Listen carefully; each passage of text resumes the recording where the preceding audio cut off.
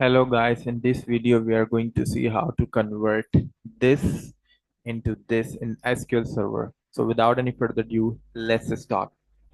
So I have created a string variable as you can see here with the type varchar, and I have assigned it a value that I shown in the picture.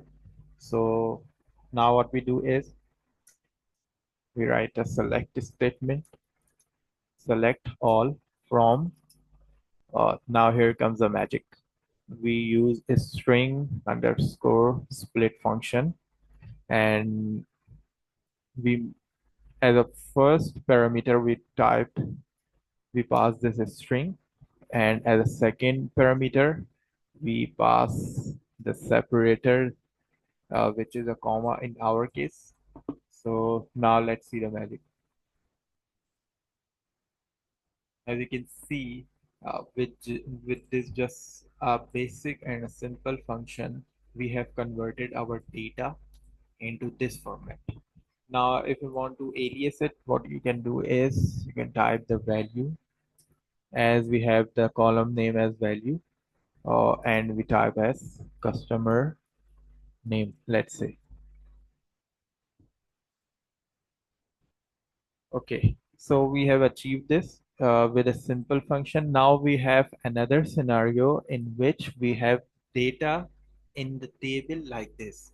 For example, we have primary key, we have a room type, but in customer name we have a comma separated value, which is non-normalized.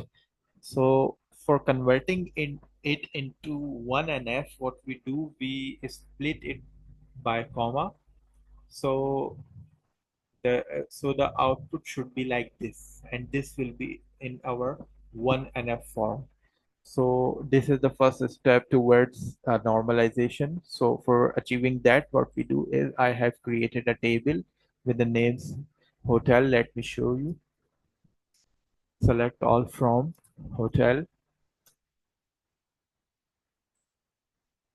Okay. As you can see, we have data like this. Now, if we want to convert this into that I shown you, we use cross apply string split, and we pass the customer name as a column name, and we give the second parameter as a comma, which is our separator here. So now let's run it.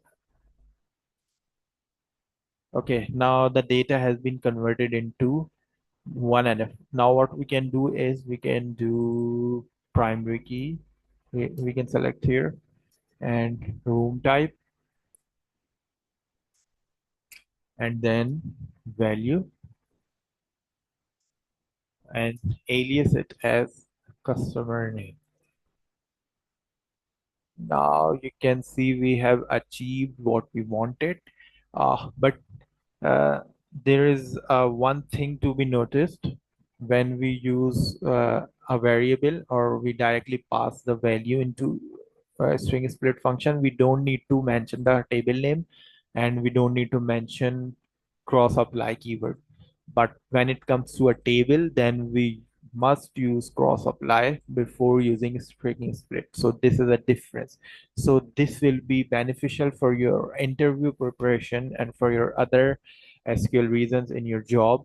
So this is it for this video. I will come up with another exciting video in the upcoming days. So stay tuned, and thank you for watching.